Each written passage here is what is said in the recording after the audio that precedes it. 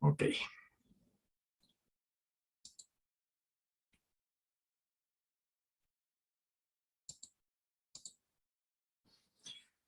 Bueno, este es el taller 8 del cuarto nivel.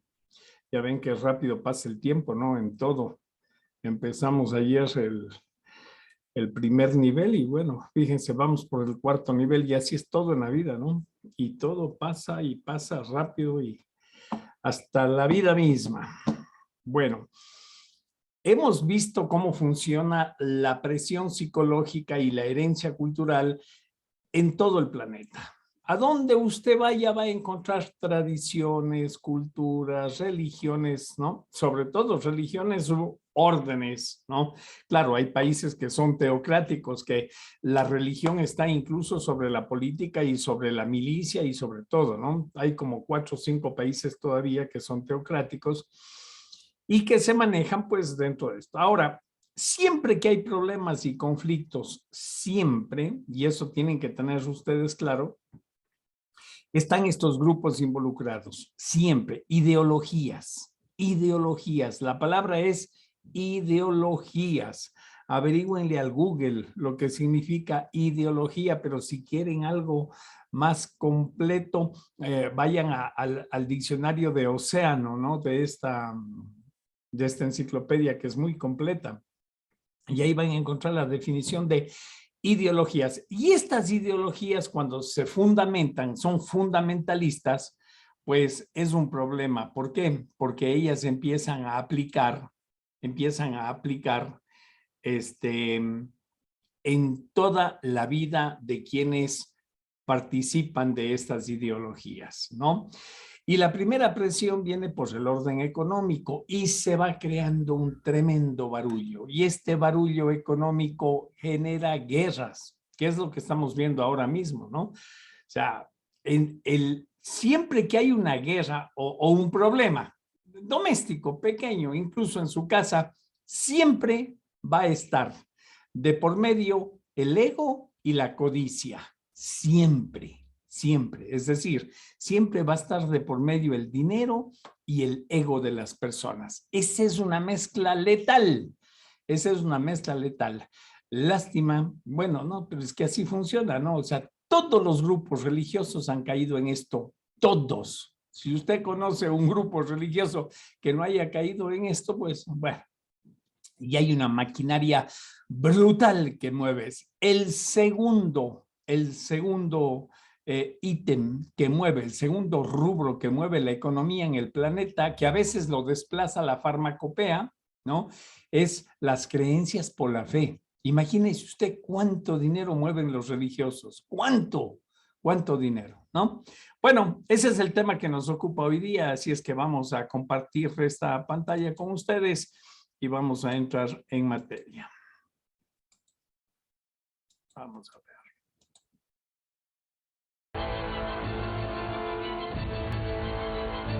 La Santa Iglesia Romana, por siglos, ha deslumbrado al mundo con la grandeza de sus rituales y la opulencia de su arte y arquitectura. En el nombre de Jesús, que nació en un establo, hoy reúne a 1.2 millardos de católicos en su rebaño. La Iglesia Católica del siglo XXI es un poder financiero mundial. Da empleo a millones de personas. Posee una enorme cantidad de bienes inmobiliarios y tiene inversiones por todo el planeta. Pero hoy, como siempre, la riqueza de la Iglesia causa controversia. Mi nombre es John Dickey. Soy historiador. Llevo a cabo una investigación que llega al centro de las finanzas de la Iglesia. Me hará llegar hasta 2 continentes y también a lugares muy inesperados.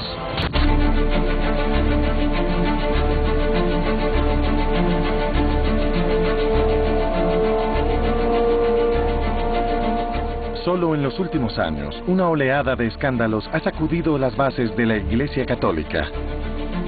Un obispo en Alemania gastó más de 31 millones de euros en la renovación de su residencia diocesana. Un presidente del Banco del Vaticano fue sometido a investigación. Incluso el mayordomo del anterior papa filtró documentos que mostraban las luchas de la jerarquía eclesiástica por dinero. Se encontró culpable del delito previsto. Los escándalos financieros revelaron a una iglesia que trataba de protegerse a sí misma que estaba bajo ataque. Un reformador como Ratzinger había sido tan excluido por la curia y sus conflictos internos que con su renuncia, la iglesia parecía haber perdido toda credibilidad y responsabilidad con la opinión pública y parecía no poder recuperarla. La necesidad de poner fin a la incompetencia financiera y a las irregularidades fue crítica para causar la elección del Papa Francisco. Este fue el cónclave más antisistema del último siglo. No querían revocar las enseñanzas de Benedicto XVI. Lo que querían revocar era la gestión empresarial del Vaticano de los últimos 8 años. Ya estaban cansados de todo lo que era. Y realmente ellos querían elegir a un reformador que pareciera que llegaría a Roma a sacar la basura. Pero el nuevo Papa tenía mucho trabajo por delante. Sacerdotes que echaban mano de la colecta. Arzobispos que invertían en un canal porno. Un imperio de bienes raíces oculto. Acusaciones de lavado de dinero y corrupción. Víctimas de violación sexual, presuntamente privadas de su compensación. ¿Por qué está la Iglesia Católica plagada de escándalos financieros? ¿Puede la Iglesia reconciliar su dinero con su moral?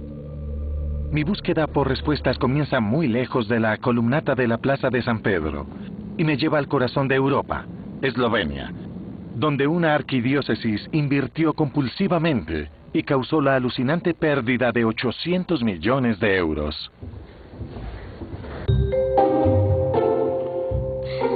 Cuerpos desnudos retorciéndose, gemidos teatrales y quejidos no es exactamente lo que esperarías encontrar en un canal de televisión propiedad de la Iglesia. Pornografía explícita era exactamente lo que transmitía un canal de televisión perteneciente a la arquidiócesis de Maribor, aquí en Eslovenia. Los católicos de la ciudad estaban impactados y lo estuvieron aún más cuando se hizo claro que esto era solo el comienzo del escándalo que involucraba a su iglesia.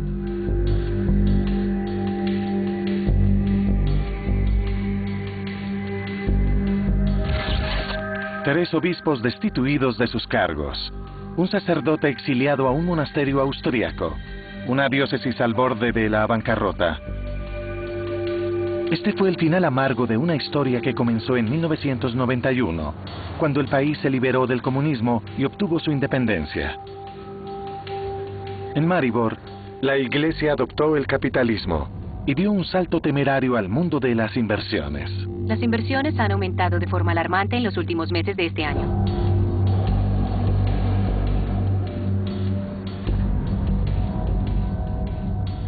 La iglesia de Maribor inició sus negocios hace unas 2 décadas cuando Eslovenia dio fin a su régimen comunista. Las compañías públicas fueron privatizadas y las personas recibían certificados que podían invertir en participaciones accionarias. Entonces la iglesia decidió participar en esta privatización y comenzó a colectar esos certificados de manos de los creyentes. En un intento por recobrar la influencia que había perdido durante la era comunista de Eslovenia, la iglesia de Maribor intentó emular a Italia y a Austria, creando escuelas católicas como esta. Pero se necesitaba dinero, y 60.000 eslovenos católicos confiaron sus certificados a la diócesis. Algunos de estos certificados valían 3.000 euros. Las ganancias tempranas alimentaron un gusto por el riesgo financiero.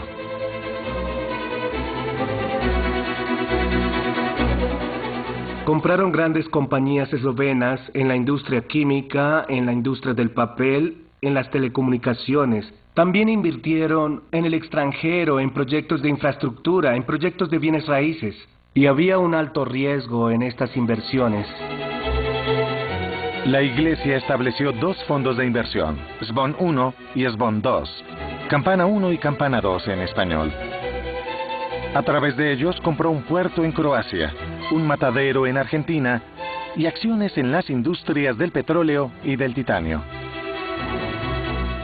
Su objetivo estratégico en cuanto a sus inversiones financieras era tomar un rol importante en el control del negocio y de decisiones estratégicas en la economía eslovena. Ya saben lo que dicen, los hombres de dinero pueden comprar a los hombres de poder.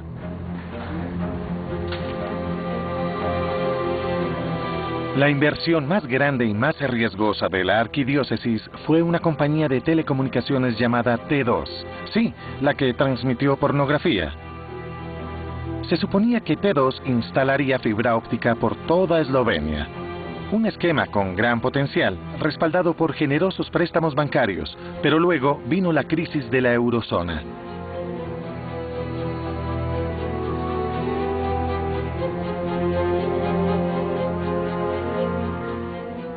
Lo que ellos hicieron fue una inversión a muy largo plazo, pero la financiaron en mayor parte con préstamo bancario a corto plazo.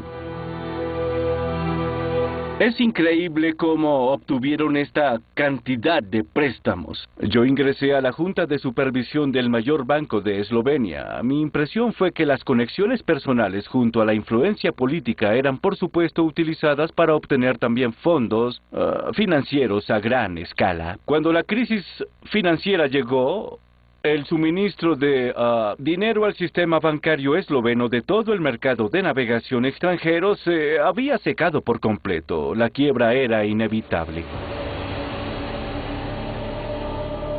El colapso de Campana 1 y de Campana 2 también llevó a la iglesia de Maribor al borde de la ruina.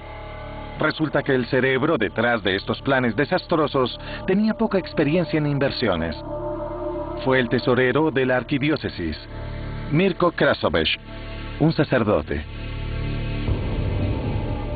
Creo que la incompetencia de los altos funcionarios de la iglesia puede ser definitivamente una explicación parcial de por qué esto ocurrió. Y es la responsabilidad de cada propietario de al menos contratar expertos. Pero imagino que cuando contratas a un experto, eso significa traer control externo a tu compañía, grupo financiero o inversiones. Y creo que tener control externo, ser transparentes, fue algo que ellos deliberadamente decidieron no hacer. En 2007, el Vaticano finalmente descubrió lo que estaba ocurriendo en Maribor, cuando el obispo solicitó a Roma permiso para obtener 2 préstamos por 5 millones de euros. Incluso entonces le tomó al Papa Benedicto 3 años para intervenir. El arzobispo y su tesorero fueron destituidos y el padre Lojzef Zvikol fue enviado a limpiar el desastre. La iglesia en Maribor está en una situación realmente complicada. La iglesia de Maribor dependerá del dinero directamente donado por los feligreses. Tendrá problemas muy graves porque no tiene ninguna otra fuente de ingresos, pero aún así debe seguir con su misión pastoral. Tendrá que ser una iglesia dependiente de los fieles, pero será una iglesia que sirva a los fieles. Muchas cosas se unieron y dieron origen a la crisis de Maribor. Incompetencia, ingenuidad, falta de supervisión, miedo a la transparencia, también una dañina proximidad al poder financiero y político. Encontramos más de un toque de la vieja avaricia. Pero Eslovenia no llega a ser el único lugar donde la iglesia está plagada de estos problemas.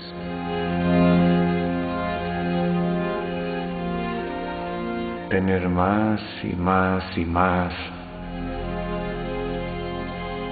te lleva a la idolatría. Destruye tu relación con otros.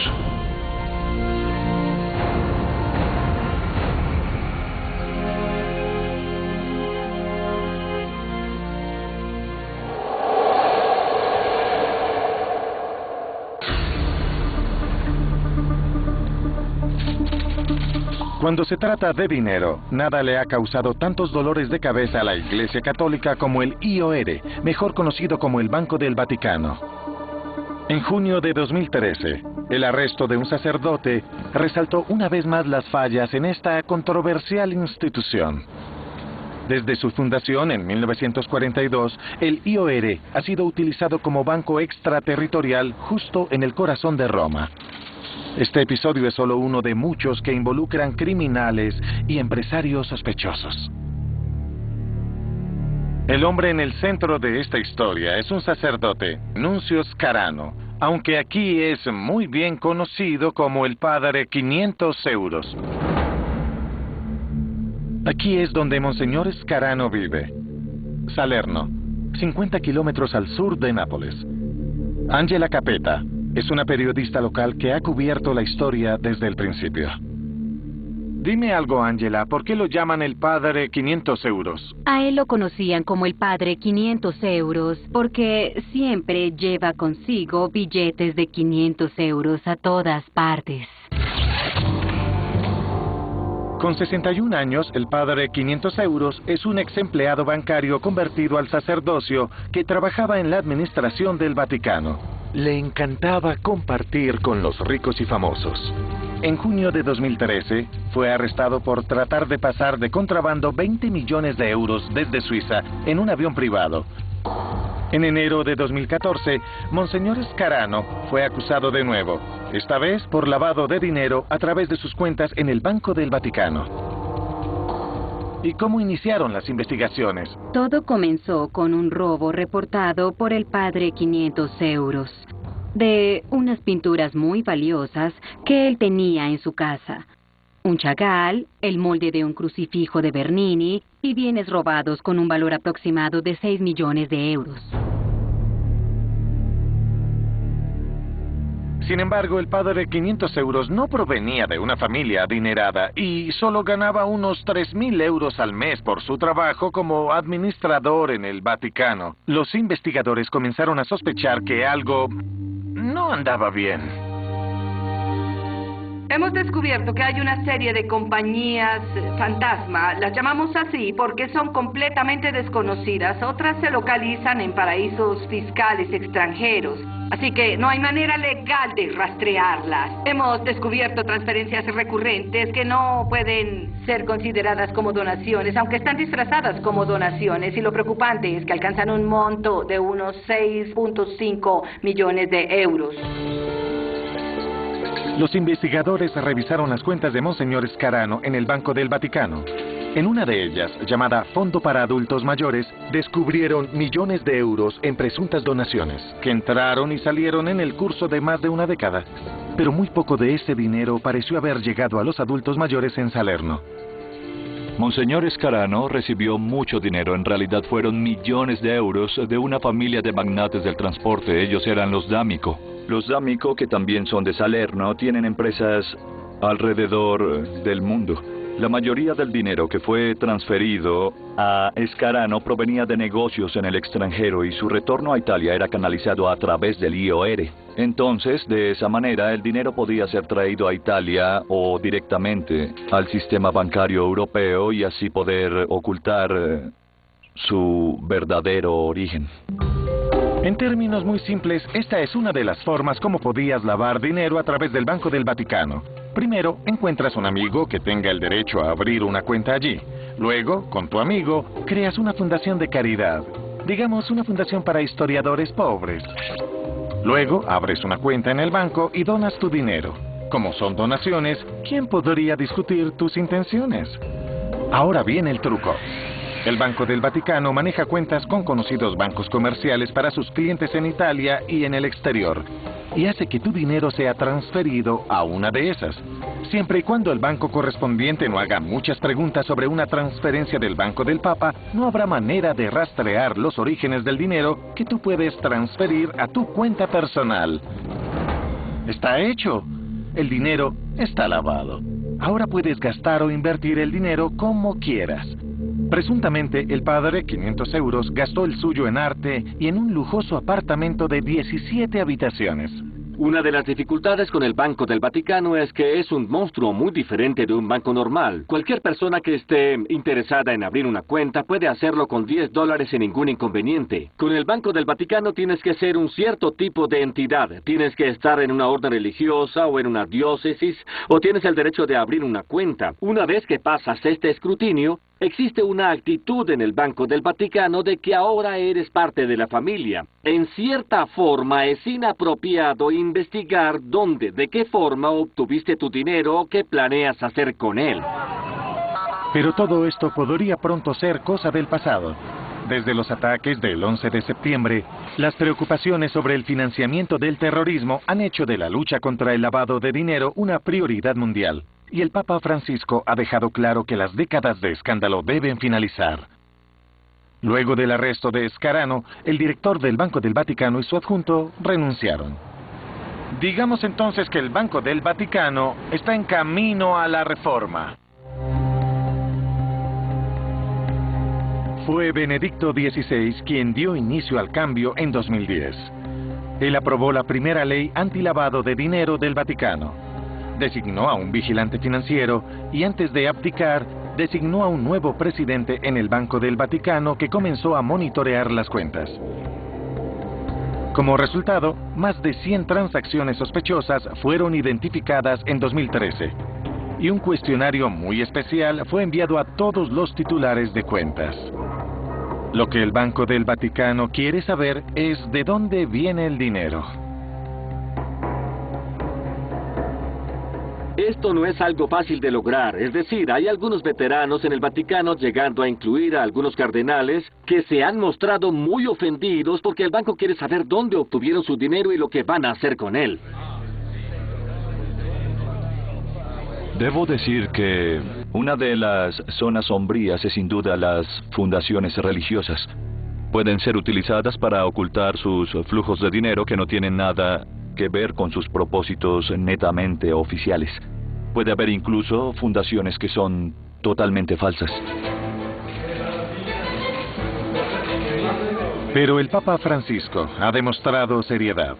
Designó a un nuevo director de vigilancia financiera y formó una comisión para reformar las instituciones financieras del Vaticano. Y reemplazó a todos, salvo a uno de los cardenales de la Junta Directiva del Banco del Vaticano.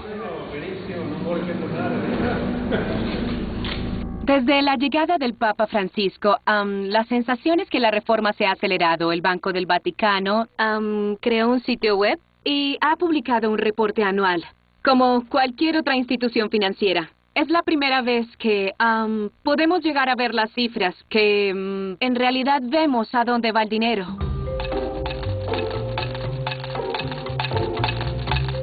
Para todo el problema que ha causado, el Banco del Vaticano es sorprendentemente pequeño. Tiene el control de los activos de 18.900 clientes, que suman 6.300 millardos de euros. En 2012 generó una ganancia de 86 millones de euros. Pero lo que hace con sus ganancias revela cuán importante es para el presupuesto de la Santa Sede, para la misión del Papa, en otras palabras. Solo en 2012, el banco le dio a su santidad 54.700.000 euros, suficiente para cubrir el 20% del presupuesto de la Curia Romana. Entonces, en cierta forma, podemos decir que con estas contribuciones, el Banco del Vaticano permite que el Vaticano continúe viviendo y que su administración aún funcione.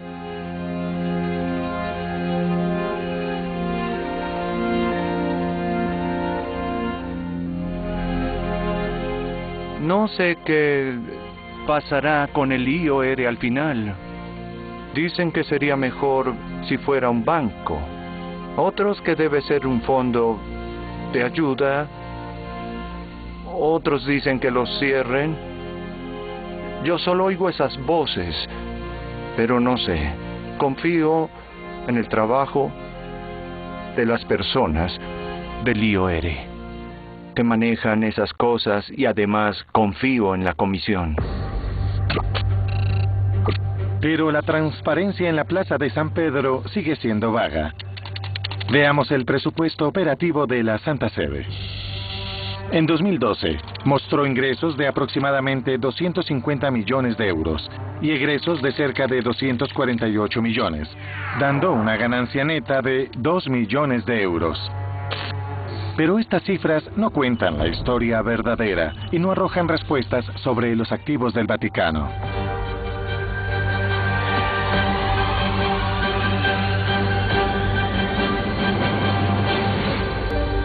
Cuando la gente piensa en la riqueza del Vaticano, sus tesoros artísticos y arquitectónicos son las primeras cosas que vienen a la mente.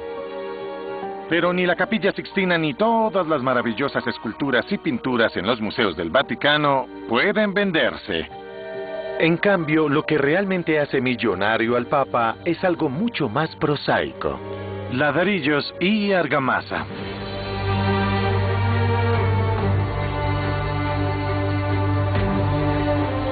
Con más de 220,000 parroquias en todo el mundo, la Iglesia Católica tiene, obviamente, mucho terreno consagrado. Pero eso es solo el comienzo. El Papa podría ser uno de los mayores terratenientes del mundo.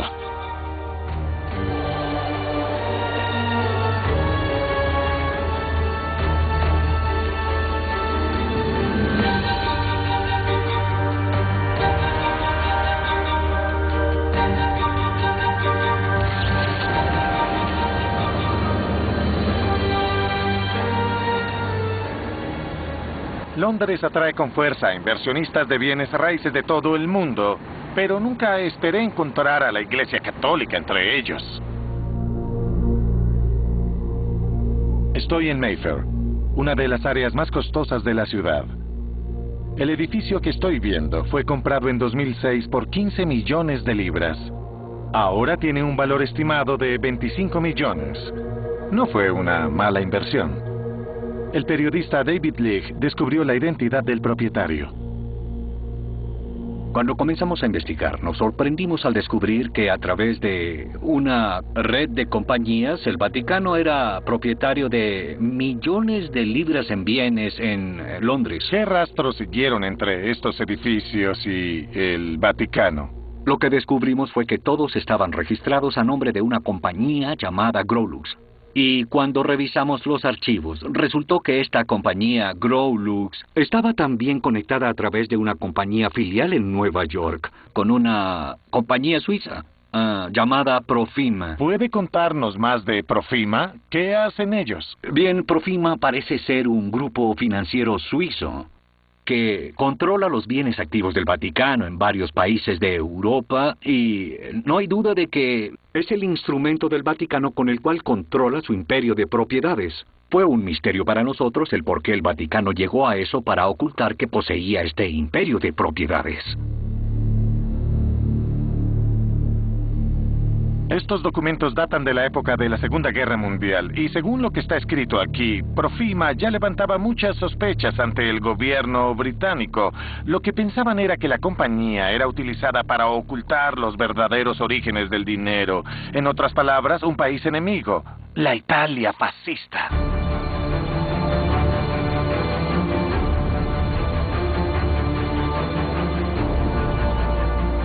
Este es el hombre que dio al papado la oportunidad de convertirse en una institución financiera mundial, Benito Mussolini.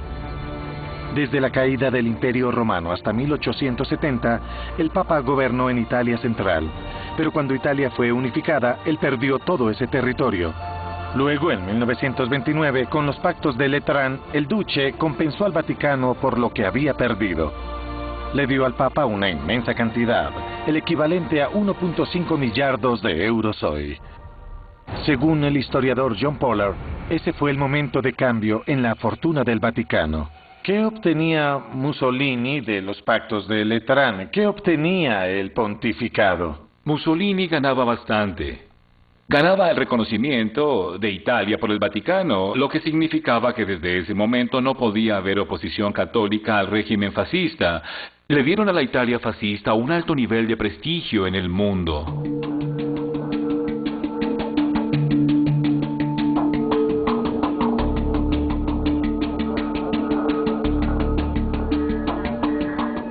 El Vaticano tenía ahora su propia base territorial soberana e independiente.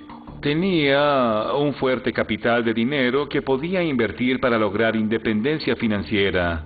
En ese momento, la Iglesia Católica y el Vaticano ya no eran pobres.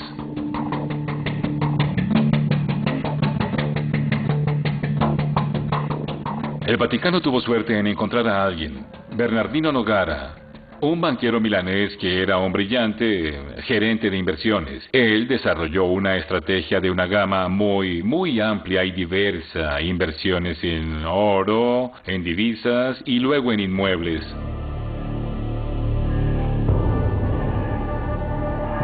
Desde entonces, el Vaticano se ha convertido en un gigante internacional de inmuebles, pero en Roma es donde su santidad tiene la mayor cantidad de propiedades. Mauricio Turco fue el primero en intentar descubrir cuánto tenía. La tarea habría puesto a prueba la paciencia de Job. Ingenuamente, nosotros pensamos que podíamos pedir los códigos de registro atribuidos a cada institución religiosa y así obtener una lista de sus propiedades. Pero ese no fue el caso. Entonces, comenzamos a investigar nombres relacionados con santos, órdenes religiosas, entre otros. Si colocamos esto en números, yo creo que usamos aproximadamente 3.000 términos de búsqueda. Registrados con esos nombres, encontramos en Roma 24.000 propiedades entre tierra e inmuebles.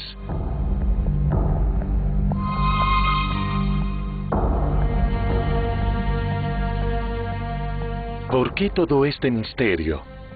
Detrás de cada propiedad hay un impuesto que debería ser pagado, el impuesto de propiedad personal.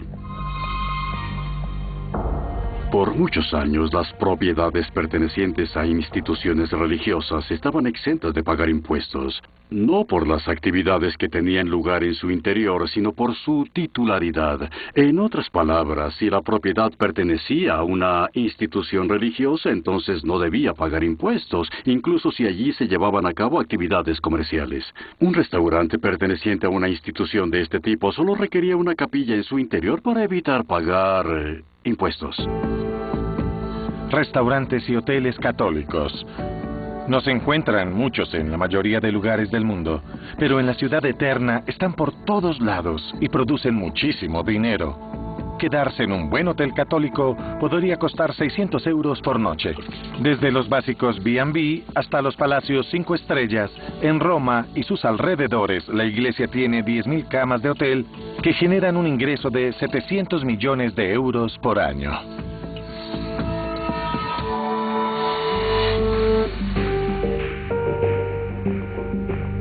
Los bienes raíces generan ingresos, por supuesto.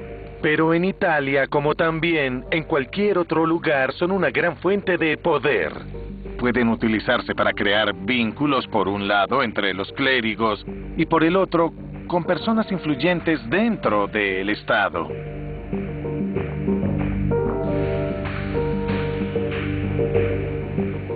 Tomemos el caso de la Congregación para la Evangelización de los Pueblos, también conocida como Propaganda Fide. Establecida en 1622, es el arma evangelizadora más poderosa de la Iglesia Católica. Solo en el área de Roma, la congregación posee más de 1.100 propiedades. Propaganda Fide obtiene toda su fuerza de su gran cantidad de activos. Solo sus activos en Italia tienen un valor de unos 10 millardos de euros. Es el estimado.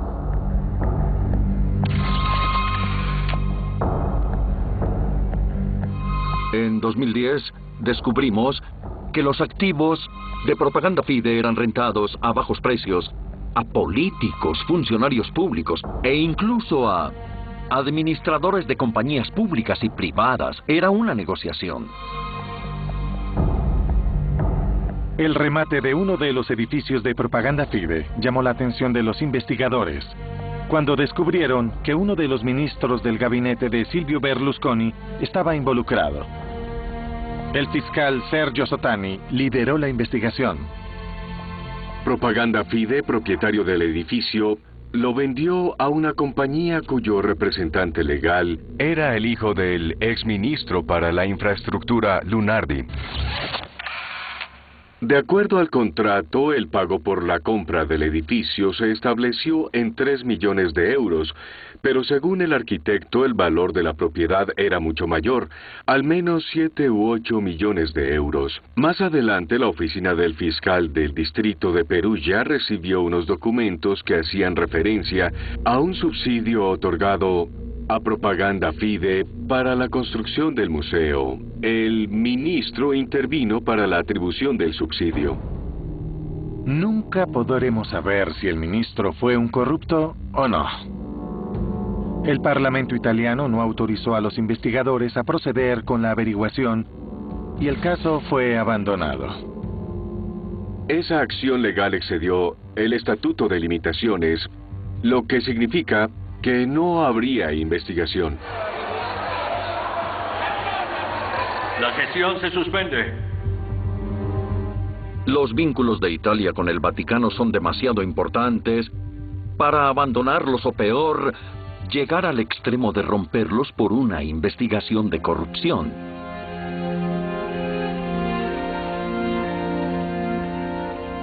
Judas comenzó como un pecador avaro y terminó siendo corrupto. ¿Cuánto daño los corruptos causan a la comunidad cristiana? Pecadores sí, corruptos no.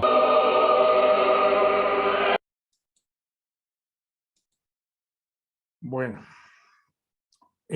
digo, uno de los ejemplos que debería dar una persona, máxime una institución que supuestamente es la representante de Dios en el planeta, uno de los ejemplos que debería dar es de honestidad, integridad, honestidad. Eso es parte de, o sea, una persona íntegra debe ser honesta. Máxime una institución que se supone que representa a Dios. ¿Por qué generar 3 o 4 empresas en Europa, Nueva York, y triangular el capital para que se hagan los depósitos en el banco? Si todo ese dinero fuera bien habido, ¿por qué no ponen dinero del Vaticano y abrir una cuenta a nombre del Vaticano? Lo que pasa es que siempre los que han manejado este asunto de las religiones han tenido intereses que giran dentro de lo económico más que de lo espiritual. Se han preocupado muchísimo de los dogmas y del dinero más que de la parte espiritual. Entonces usted va a una iglesia y todo está tarifado. El bautizo tanto, la confirmación tanto, la primera comunión cuesta tanto, el matrimonio tanto, paga no sé cuánto al cura. ¿Por qué? ¿No? Entonces, el tema es que estos dineros de los que estamos hablando ahora son turbios, son de mafias, ¿ya? Y entonces estos sacerdotes se han prestado para estas lavados de dinero, ¿no? Entonces, claro, un tema que sí no vamos a tocar aquí, todo el asunto, entonces, es el tema de la pederastía ni nada de eso, porque ya eso ya ustedes se enterarán y de eso hay mucha información. Pero sí quiero que quede claro que son todas las religiones igualitas. No existe una clara, una honesta. No hay en el planeta. Qué triste tener que decir esto. No hay.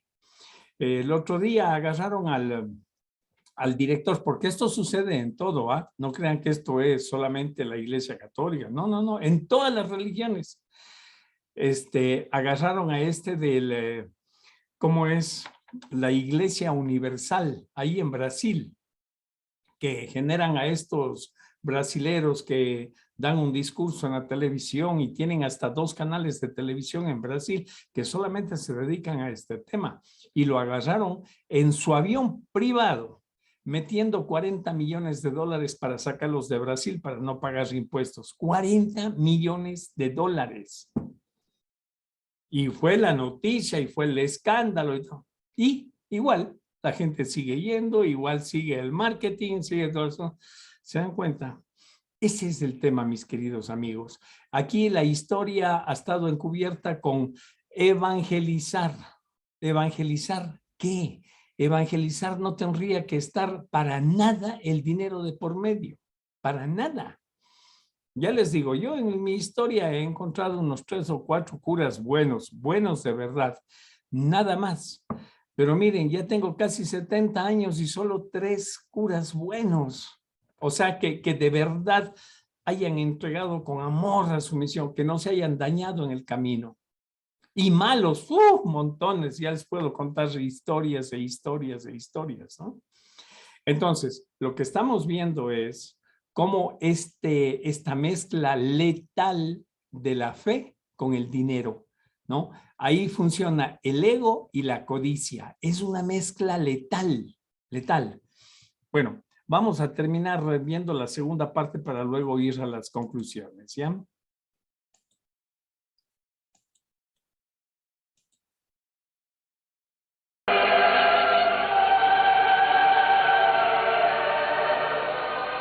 A través de su larga historia, la relación de la Iglesia con poderes políticos ha demostrado ser monetariamente provechosa. Es un patrón que comenzó con el primer emperador cristiano de la antigua Roma, Constantino. Al imperio se le ocurrió una manera extraordinaria de mostrar su apoyo al cristianismo, otorgar exención fiscal, y esta innovación estableció la idea de que si la iglesia recibe dinero del Estado, ya sea en grandes o pequeñas sumas, es algo bueno porque garantiza respeto por la iglesia en una manera práctica y tangible. A veces el miedo de la iglesia de perder ese respeto le ha sido caro para todos y cada uno de los miembros del Vaticano. La relación problemática de la Iglesia con el dinero ha tenido efectos trascendentales en el cristianismo en el pasado. A comienzos del siglo XVI, el Papa León X decidió otorgar una especie de boleto de primera clase al paraíso a cualquier pecador que ayudara a pagar la cuenta por la construcción de la Basílica de San Pedro. Ahora bien, esta venta de indulgencias, como eran llamadas, fue lo que enfureció a Martín Lutero y dio origen al nacimiento del protestantismo.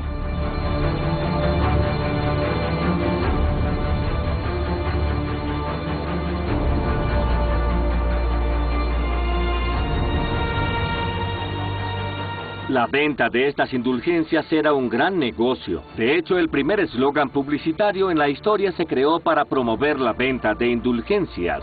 Fue un pastor llamado Johann Tetzel en el siglo XII quien comenzó a decirle a la gente: tan pronto la moneda en el cofre resuene, el alma al cielo saltará sin pena. Tuvo mucho éxito y recolectó dinero de esta forma. Creo que en algún lugar profundo de la psicología católica está esta noción. Apoyando a la iglesia es una de las maneras de arreglar las cosas con Dios.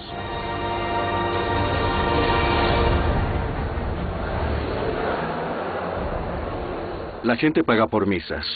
Ofrecen misas a los muertos. ¿Por qué? Porque ofrecerles una misa los hará salir del purgatorio. Aún existe esta mentalidad en las personas mayores. Mi abuela, que tiene 93 años, hace eso. En vez de enviar tarjetas de Navidad, envía una nota diciendo que mandó a ofrecer una misa por alguien. Y esto se remonta a la idea de las indulgencias.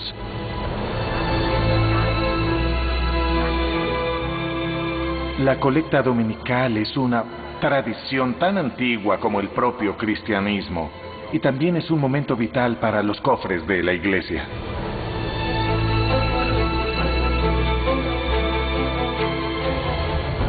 Con esta donación semanal, los católicos contribuyen con su parroquia y sus muchas iniciativas, que van desde proyectos de caridad hasta el boletín semanal. Pero no todo el dinero se queda a nivel local. Las parroquias envían parte de sus ingresos al obispo, quien a su vez envía una discreta contribución al Papa. En 2012, los obispos enviaron más de 26 millones de euros a la Plaza de San Pedro. Padre de la Iglesia, monte Dio y santidad, santifica questi doni con l'effusione del tuo spirito, preferimenti del mondo, il mondo e la santa. Pero el dinero que los fieles ponen en la cesta de la colecta no siempre termina donde debería terminar.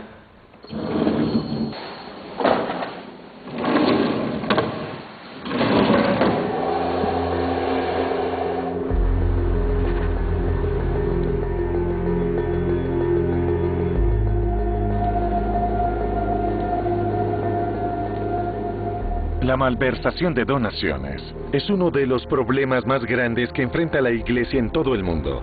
En Estados Unidos, donde las colectas dominicales generan la importante cantidad de $13 millardos por año, ha alcanzado niveles récord.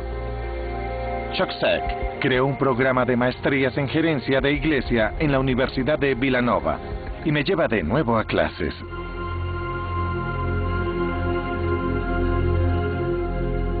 ¿Cómo explica la malversación? La malversación es igual a la necesidad más la oportunidad. 21% de las diócesis dijeron que nunca auditan a sus parroquias. Hay algunas parroquias, John, donde la misma persona cuenta el dinero de la colecta dominical, gira todos los cheques y concilia las cuentas bancarias. Hace todos los pasos. Con un colega hace años hicimos un estudio. Encontramos que el 85% de las diócesis tenían una malversación en años recientes. 85% es absolutamente sistemático. Sí, lo es. Por ejemplo, Kevin Gray, un sacerdote de Connecticut, robó $1 millón para pagar por acompañantes masculinos y otras cosas. Anita Collins, una oficinista en la Arquidiócesis de Nueva York, fue acusada de robar más de $1 millón que gastó en muñecas costosas y otras cosas. El padre Rodney Rodis, de Virginia, fue sentenciado a 63 meses en prisión, luego de haberse descubierto que había robado $600,000. Tenía esposa y 3 hijos. Nadie cree que un sacerdote malverse fondos de la iglesia. Ni que una trabajadora laica lo haga también. Pero antes no había controles internos que son comunes en el mundo de los negocios. Más que la incomprensión de los principios de la administración, esto se me parece más a que no se ha entendido la naturaleza humana. Si seguimos el camino de la riqueza, si seguimos el camino de la vanidad, nos convertimos en lobos, en lugar de pastores. Pastores, oremos por esto. Cuando se trata de dinero, esta es una de las organizaciones más descuidadas y más descentralizadas en el planeta. Creo en parte que es a causa de la tecnología porque las decisiones sobre cómo usar los recursos financieros no deberían ser tomadas por la autoridad central, sino a nivel local. En parte es porque la iglesia es liderada por personas que son grandes expertas en teología y liturgia, pero a veces tienen un entendimiento de escuela primaria sobre finanzas. Y francamente, ni siquiera saben qué preguntas hacer ni dónde conseguir las respuestas.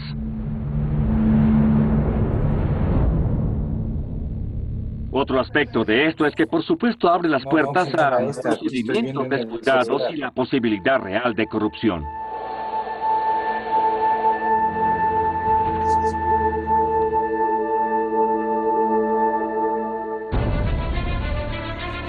Hay suficiente dinero en la Iglesia Católica estadounidense para atentar a un santo. En 2012, la Arquidiócesis de Chicago reportó activos por $3.1 millardos. Quedamos atónitos. Solo para comparar, ese año la Arquidiócesis de Colonia, la más rica de Alemania, reportó activos de €166 millones, cerca del 5% de su primo estadounidense. La realidad de ello es que el verdadero dinero de la Iglesia Católica de los Estados Unidos está en lo que podría llamarse la iglesia fuera de la iglesia, que son todas esas organizaciones que son católicas pero no están bajo el control directo de los obispos. Hay 56 sistemas de salud y 251 universidades católicas en los Estados Unidos que gastan más de $100 millones. Solo las 10 más grandes gastan más de $6 millones. En este país mayormente protestante, el dólar católico es una fuerza a tener en cuenta. Se estima que la huella financiera de la Santa Iglesia Romana en los Estados Unidos es de unos exorbitantes $170 millardos al año.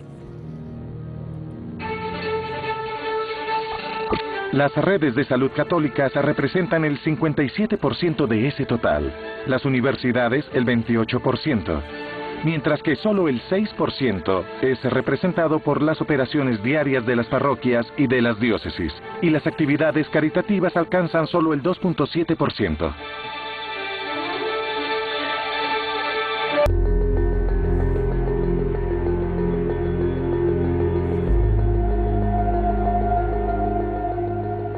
Si la Iglesia Católica fuese una corporación, estaría entre las primeras 20 de los Estados Unidos, justo entre grandes compañías como General Motors y Apple.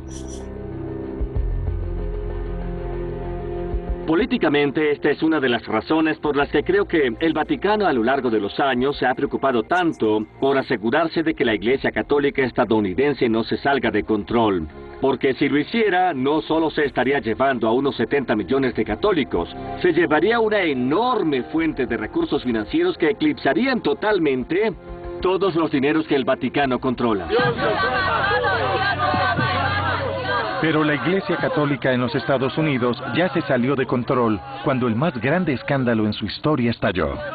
El encubrimiento de abusos sexuales por parte de sacerdotes a miles de niños en todo el país. Los sacerdotes violan a los niños, por eso estamos aquí. El impacto en las víctimas, así como en la Iglesia y sus fondos, se sigue sintiendo actualmente. Entre 1994 y 2012, se piensa que 3.3 millardos de dólares fueron pagados en compensación a las víctimas. Como resultado directo, en 2014, 10 diócesis estadounidenses fueron a la quiebra. Algo frecuente que ocurre cuando hay procedimientos de quiebra es que se genera un horrible papeleo, resmas y resmas de documentos, y son esos documentos los que nos han enseñado muchísimas cosas que no sabíamos de la Iglesia y de su dinero.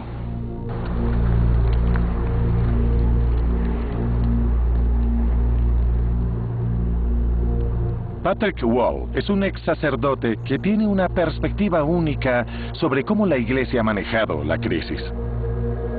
Como sacerdote benedictino en la arquidiócesis de St. Paul y Minneapolis, desempeñé un rol que existe en cada diócesis de todo el país y de todo el mundo, y literalmente en las que debe haber alguien que esté dispuesto a hacer seguimiento a cada uno de los violadores, y cuando uno de ellos se ve expuesto al público, alguien tiene que calmar los ánimos y literalmente arreglar el problema. Incluso antes de llegar al tema de la compensación, el abuso resulta muy costoso para la Iglesia. Cuando yo formaba parte del Consejo Financiero de St. Paul y la Arquidiócesis, había una parte del presupuesto que se encargaba de todos los problemas de abuso sexual, y ese era todo el espectro.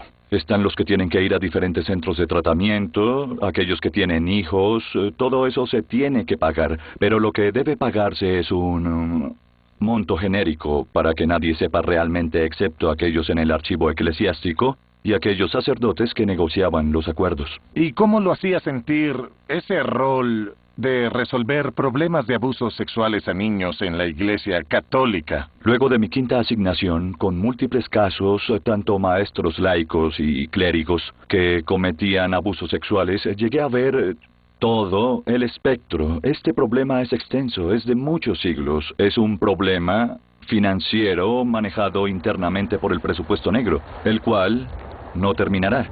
Y por esa razón, me fui. Patrick Wall llegó a convertirse en abogado y se unió a Jeff Anderson, quien representaba a más de 1000 víctimas de violación sexual. Su atención se centra estos días en Milwaukee, donde 48 sacerdotes son acusados de violación. Recuerdo que por aquella época... Pero el escándalo se ha convertido en un problema financiero, y los abogados tienen a un hombre en particular en la mira: Timothy Dolan, arzobispo de Milwaukee entre 2002 y 2009. Lo acusan de haber enterrado dinero diocesano para evitar pagar compensación a las víctimas.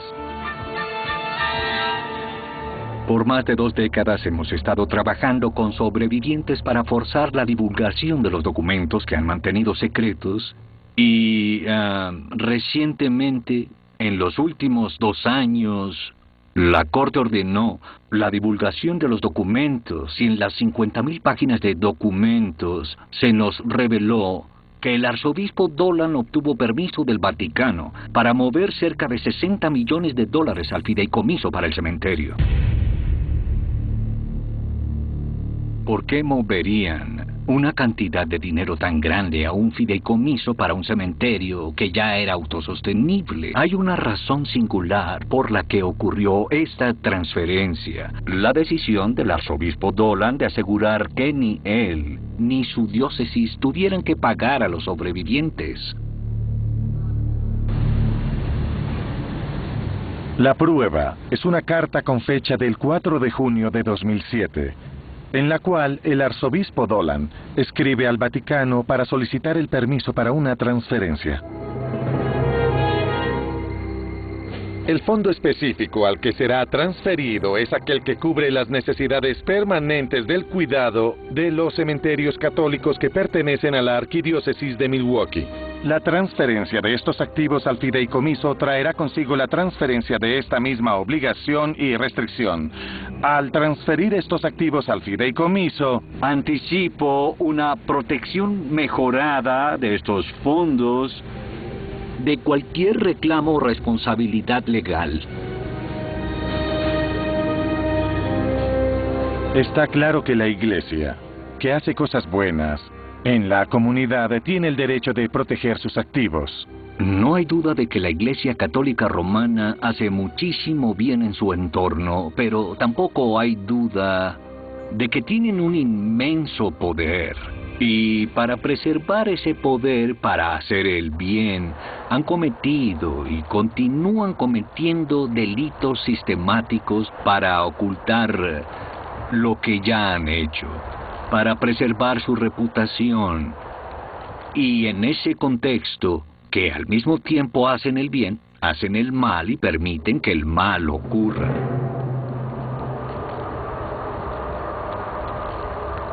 Esta birreta la quiero poner en el Empire State, el edificio de los Yankees, o sobre la Estatua de la Libertad.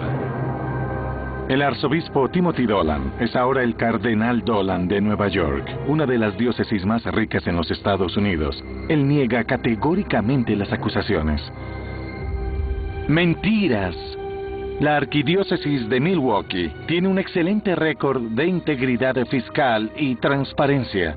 Las acusaciones de estos abogados también incluyen el encubrimiento del fondo para el cementerio, el cual, por supuesto, por ley estatal, está escrupulosamente protegido y no puede ser tocado o transferido por nadie. Entonces, esos estúpidos cargos son solo tonterías.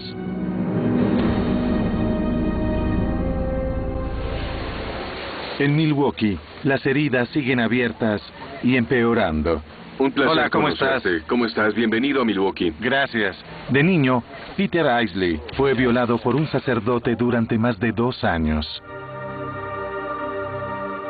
Han gastado millones y millones y millones de dólares aquí, no solo para cubrir los delitos, sino también para asegurar que ningún sobreviviente obtenga alguna ayuda o compensación por lo que han pasado. 11 millones de dólares en abogados han gastado. Por ejemplo, un sacerdote que es un violador que tiene 25 años en el sacerdocio y fue identificado como pederasta mucho antes durante su ministerio. ¿Cuánto dinero nos cuesta mantener el salario de ese sacerdote y pagar a todos los abogados para que cubran todo lo que han hecho? Digamos que cuesta, siendo muy moderado, $1 millón para todo eso. $1 millón. Los obispos como Dolan y muchos otros dicen, la iglesia es caridad y eso es lo que cuenta, no podemos seguir haciendo caridad por culpa de esas demandas. Obviamente, si estás dispuesto a gastar $1 millón o más por un pederasta, porque es un sacerdote, y derrochas todo ese dinero en él, creo que eso no es caridad, ¿no es verdad?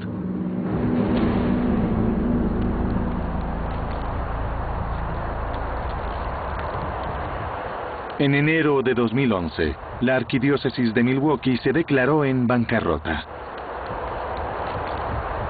Con 575 denuncias de abuso sexual y honorarios de abogados que alcanzaban los $11 millones, es una de las quiebras más grandes y polémicas registradas por una diócesis en los Estados Unidos. El problema con el fondo del cementerio sigue sin resolverse. Veremos si encontramos algo. . 。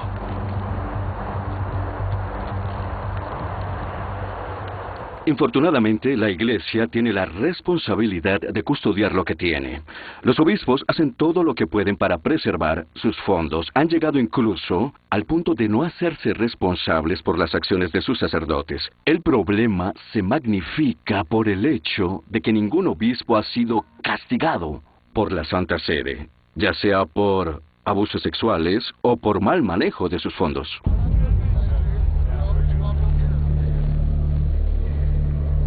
El tema de la compensación a víctimas de violación sexual por sacerdotes ha desencadenado una batalla legal sobre el Estatuto de Limitaciones de Estados Unidos. Lo que se discute es si la violación ocurrió hace demasiado tiempo como para ser sujeto a procedimientos legales. Ahora, si la Iglesia pierde esta batalla, se verá obligada a pagar aún mucho más a los sobrevivientes. Y es por esto que la Iglesia está gastando muchísimo dinero en el lobby político. Un estudio demostró que la Conferencia de los Obispos Católicos de los Estados Unidos, el más alto nivel de la jerarquía eclesiástica, gastó más de $26.5 millones solo en 2009 para determinar la política pública sobre problemas relacionados a la religión. Solo en los Estados Unidos creo que dicen que la Iglesia Católica es la más grande denominación. Este es un país que tiene muchas religiones y es la más grande denominación. ¿Sabe cuál es la segunda más grande denominación? Excatólicos.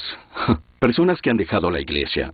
¿Y por qué? Muchos dicen que es una organización adinerada, que es falsa, que todo es por dinero, lo cual es injusto con muchas de las buenas personas que dedican sus vidas a ayudar a sus hermanos en trabajos de caridad y en la proclamación de la piedad y el amor del Evangelio. El dinero es el excremento del diablo.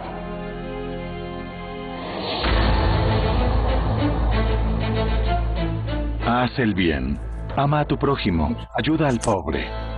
Estos son algunos de los principios del catolicismo que han alcanzado y convencido a personas de todo el mundo a que donen dinero e inmuebles para las buenas obras de la Iglesia y arte para proclamar su mensaje.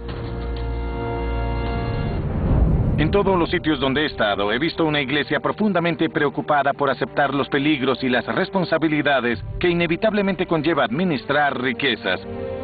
La respuesta del Papa Francisco ha sido relanzar una visión inspiradora de una iglesia pobre. ¿Pero qué significa esto realmente? Peter Turkson, de Ghana, es uno de los cardenales más influyentes en el Vaticano. Él tiene una interpretación.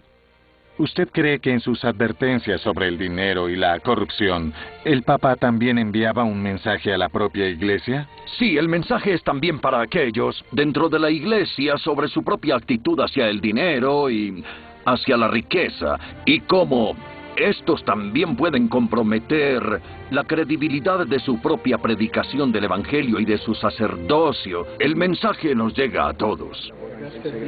El mismo Papa Francisco está dando el ejemplo. Ha rechazado muchas de las trampas de su despacho. Se desplaza en cualquier auto viejo y prefiere una habitación de hotel a la majestuosidad del Palacio Apostólico.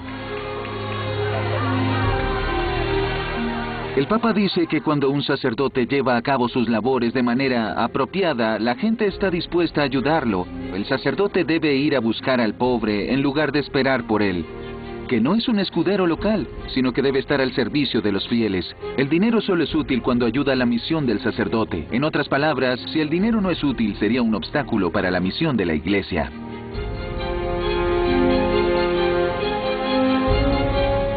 El Papa Francisco es perfectamente consciente de que algunas simbolizaciones del poder de la Iglesia Católica desilusionan a algunas personas, como el oro, la escarlata y el encaje, que parecen símbolos de privilegio y no de servicio, y él trata de cambiar. Hay pruebas de que esto está dando resultado. Recientemente estuve en un restaurante romano y me encontré con un cardenal del Vaticano muy veterano, de los que siempre mantienen la apariencia, pero allí estaba vestido muy simple. Cuando jocosamente le pregunté qué había ocurrido, él me respondió: "Usted debe entender que con este papa, lo simple ahora es lo chic". La presión por cambio en la Iglesia Católica es fuerte. Escándalo tras escándalo han debilitado su autoridad, empañado su reputación y vuelto turbio su mensaje.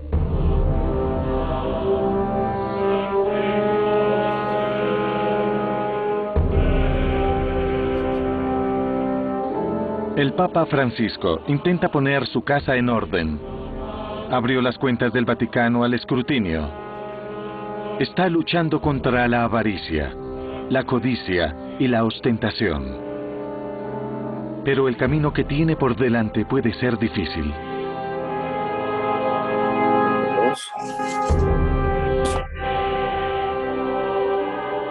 Está claro que las reformas que el Papa Francisco ha impulsado con tanto fervor e intensidad enfrentan obstáculos. Esto es porque cuando altera el equilibrio y ataca partes de la Iglesia donde el poder ha confluido, hace tantos amigos como enemigos. El papado no es en absoluto inmune a lo que ocurre a su alrededor.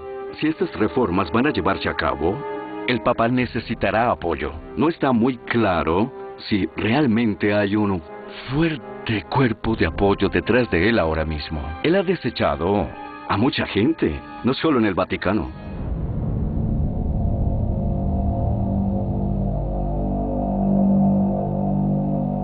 Uno de los principales fiscales antimafia de Italia ha sugerido que la vida de Francisco podría estar en riesgo porque los clanes de la mafia que estaban acostumbrados a lavar su dinero a través del Banco del Vaticano no pueden seguirlo haciendo a causa de la transparencia de Francisco. Su glasnost, como están molestos por perder lo que era un excelente medio para lavar el dinero proveniente de drogas y cosas así, podrían pensar en asesinar al Papa Francisco.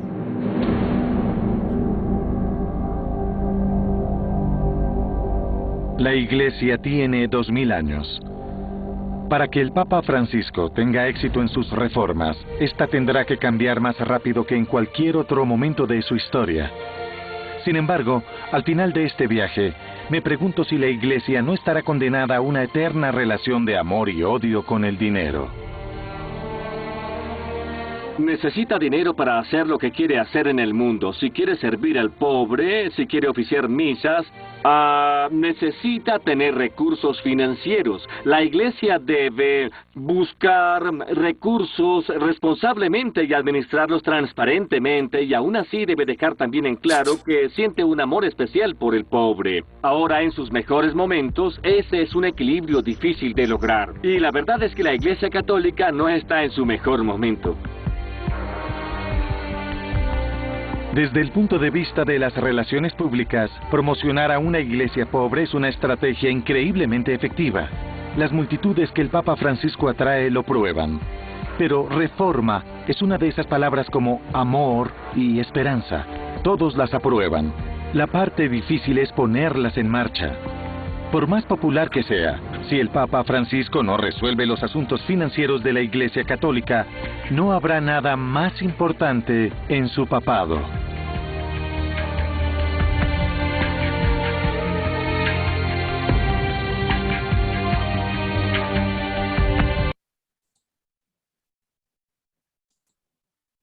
Bueno, la verdad es que muchas personas, incluyéndome, teníamos la esperanza de que existan muchas reformas con la llegada del Papa Francisco, ¿no? De Bergoglio, porque aparentemente su doctrina ha sido manejada a lo largo de su vida de una muy buena manera.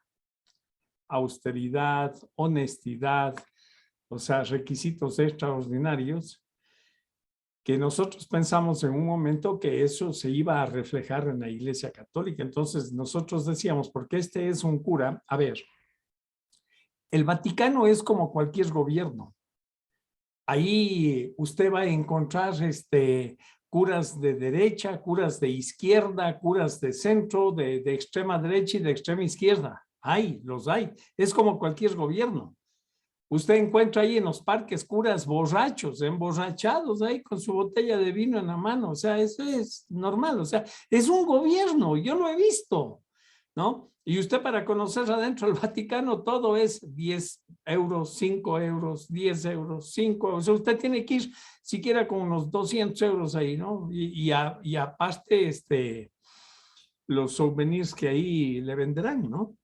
Entonces, algo que yo me ponía a pensar, yo dije, a ver, aquí en el Ecuador, por ejemplo, para hablar in-house, en Riobamba existe una custodia que se llama, no sé si ustedes saben lo que es una custodia, es una especie de tarima, pero de oro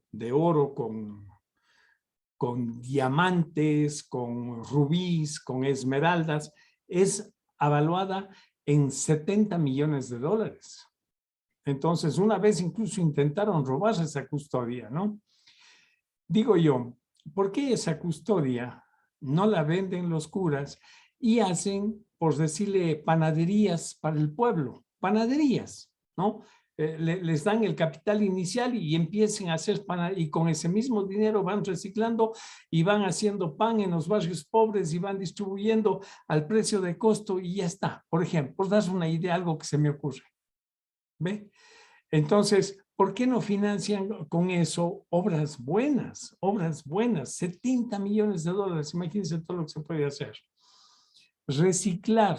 Tanta gente que hay por ahí en la calle recogiendo botellitas, cartones, todo, asociarlos, agruparlos como la sociedad de recicladores y hacer, pero un gran cuerpo, ¿no? Y tantas otras cosas que uno se le puede ocurrir. Conozco una obra buena aquí, pero ya este rato se vició, como todo donde está el dinero, ¿no? Miren, yo conocí hace unos 40 años atrás.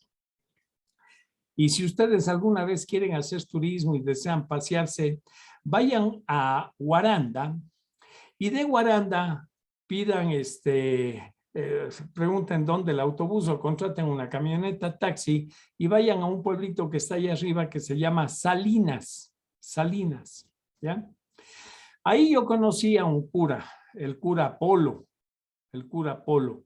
andaba a caballo, agrupaba a todos los campesinos, ¿no es cierto? Y los ponía a trabajar mancomunadamente.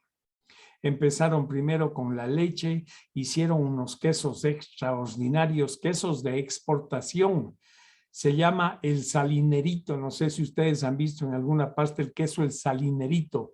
Una delicia, pues, o sea, le deja atrás a cualquier queso holandés y eso exportan hasta Australia. Luego empezaron a hacer turrones con miel de abeja, panales de miel de abeja, turrones, luego chocolates, ¿no? Y ahora han hecho, pero un pocotón de cosas. Creció tanto ese proyecto que tienen hasta su propia cooperativa de ahorro y crédito ahora. La última vez que le vi al cura Polo, no sé si viva todavía, le vi hace unos 3, 4 años atrás, cuando yo fui a dar una conferencia ahí en Guaranda, me pegué un brinquito a Salinas, porque quería visitarlo. Él me habló mucho de los ovnis, yo lo tengo incluso grabado por ahí. Voy a buscar alguna vez un video para ponerlo en estos programas. Y él dice, sí, yo he visto estas cosas, por aquí se ve mucho los ovnis y bla, bla, bla, y bla, bla, pero es un cura de buena fe, un cura que movió todo un pueblo. Ahí tenemos un ejemplo, ¿no? Ese es uno de los 3 curas buenos que yo he encontrado aquí. A lo mejor tendrá sus defectos, pero solo Dios sabe, ¿no? Pero en todo caso, miren cómo un solo cura pudo mover y hacer tan buena obra. Y ustedes van ahí a Guaranda o van a Salinas, y es un referente el cura, y el cura ya ha pedido que no pongan ni un nombre a las calles, ni hagan un museo, un monumento, ni tonteras de esas que no le interesa, ¿ya? Ahí tienen ustedes cómo levantó todo un pueblo, un solo cura. Imagínense cuántos miles de curas, creo que estamos ya en 600,000 curas en todo el planeta. Qué buena obra podrían hacer, ¿no? Hay una aclaración que no les dicen, y es que cuando habla en el documental de millardos, se habla, 1 millardo es 1,000 millones. O sea, cuando dice 17 millardos es 17,000 millones de dólares o de euros, ¿ok? Cuando es millones dicen millones claramente, pero cuando dicen millardos es 1,000 millones. Para que vean la magnitud. Y mueven tanto dinero que ya vieron que crearon una maestría La maestría se llama gerencia de iglesias. O sea, los curas tuvieron que crear una maestría que se llama gerencia de iglesias, ¿no? Bueno, hay Wambra también, y ustedes ya vieron la vida de Bon Giovanni, ¿no es cierto? Que es muy odiado por el Vaticano porque él tiene una revista que se llama Antimafia, y ahí él con documentos ha logrado demostrar cómo el Vaticano estaría involucrado en todos estos grupos que mueven dinero por la droga, en la mafia, ¿no? Bueno, ahora sí, creo que ya hemos terminado todo esto que tiene que ver con las ideologías que mueven el planeta. Las ideologías que mueven el planeta. Así se mueve el planeta. Así se mueve el planeta. Ideologías. Ustedes saben que para ser santos tienen que pagar $700,000 al Vaticano. Yo me enteré de eso cuando estaban canonizando a la ¿cómo es? La que está por ahí, por Daule, Mariana de Jesús es la que está por Novol. No es Mariana de Jesús, Narcisa. Bueno, Narcisa de Jesús. Narcisa de Jesús es, no, la que está por Novol, sí. Narcisa de Jesús. Bueno, y León Febres Cordero se encargó de recoger entre todos los miembros del Opus Dei $700,000 y mandaron a pagar eso. $700,000 cuesta hacer un santo. O sea, ahí en la fábrica de santos, ¿no? Que es del Vaticano, pues ahí creo que deben haber ya unos. Yo me imagino que habrán llegado a los 1,000 santos, ¿no? Entonces, todo gira en torno a dinero, dinero, dinero. Digo, no tiene absolutamente nada que ver el dinero. Vean, una vez me pasó esta historia, también les cuento para que ustedes vean cómo se maneja la cosa adentro. Yo fui a una entrevista que me hizo ahí un reportero en un canal que es de los curas allá en Ibarra. Este cura Arregui que sale por ahí, no sé qué, hablando, él es dueño de la Pananorte, Pannorte o Pananorte, que es la empresa que administra todos los, ¿cómo se llama estos que pagan el peaje? Todo esto, ya, él es dueño de eso, el cura Arregui es dueño de eso, ¿no? Ya. Y entonces, él es dueño de un canal de televisión que se llama Nord TV o Telenorte, algo así, ya se me... A ver, es Telenorte, ¿ya? Tienen el canal de televisión, tienen el periódico y la radio. Pero yo creo que ya el periódico se independizó, creo que lo compró ese político de apellido Mejía, un político de apellido Mejía que tenía la barba ahí medio torcida, la boca, ese era Mejía. Ese creo que lo compró, de acuerdo a lo que me dijeron la última vez. Entonces, yo salía de una entrevista y me estaba esperando un cura allá afuera. Cura, con sotana y todo, y me dice, ufólogo, dice, se va al hotel, yo lo llevo, vamos, lléveme. Y me subí y era un jeep. Oiga, fuimos caminando, fuimos rodando por ahí. Qué cura tan inteligente, tan interesante, ¿no? Y él de entrada me dijo, verá, ni me hable de ovnis porque yo los he visto, pero aquí de cerca, dice. Es más, yo converso con Azatael, no sé cómo me dijo el nombre, ¿ya? Y él se va, él es de los que coge y se va ahí a la montaña solito, arma su carpita, su sleeping, y ahí se queda meditando 2, 3 días. Él, el cura, y solamente lleva agüita, fruta, y ahí se queda, viendo el cielo, inspirándose, y me vienen las ideas y converso y me hablan de eso. Eso es verdad, dice, así que a mí ni me hable de eso. Y es un cura que estaba haciendo una buena obra en silencio, ¿no? Entonces, él me decía que estaba realmente cansado de esta situación porque él se ha dado cuenta al interior de la institución cómo se maneja esto, ¿no? Solamente entre el ego y la codicia, codiarse con los más adinerados, andar en reuniones en brindis con los militares, con la policía, con los políticos, eso no lleva a nada, pero a nada. Y los sermones, la mayoría de los sermones de estos curas, apuntan a la política. O sea, ¿por qué? ¿Qué tienen que hacer ellos ahí? Ellos tienen que hablar de la conexión del ser humano, de la opción espiritual que tiene el ser humano. Ahí es donde ellos deberían enfrascarse, ¿no? Bueno, pero no quiero cansarles con mis historias, ya les contaré algunas. Si me quieren hacer alguna preguntita sobre lo que vamos viendo, está perfecto. Sí, yo quería hacer un buenas tardes, compañero, Dígame. buenas tardes. Mire, de acuerdo a mi punto de vista, el ego y la codicia, por ejemplo, aquí en Santo Domingo, hay asociaciones, aquí hay sin número para toda asociación. Al principio, asimismo, hacen colecta y todo, pero al pasar del tiempo, ya aparece uno o dos que ya comienzan a salir por el dinero que han acumulado, ¿no? Entonces ahí vienen las discordias y todo eso. Eso es mi comentario, disculpe. Pero usted tiene que ver eso de lejos, amigo. Si quiere una buena sugerencia, nunca intervenga ahí.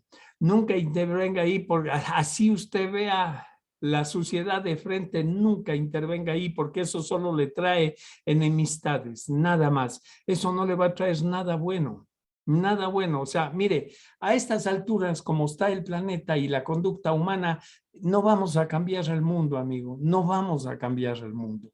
Los que podemos cambiar somos nosotros, pero cambiar el mundo y es imposible, o sea, es imposible, ¿ya? Han habido personajes aquí, sí, que con su conducta han cambiado millones de poblaciones. A ver, chequen la historia de Gandhi, por ejemplo. Ya.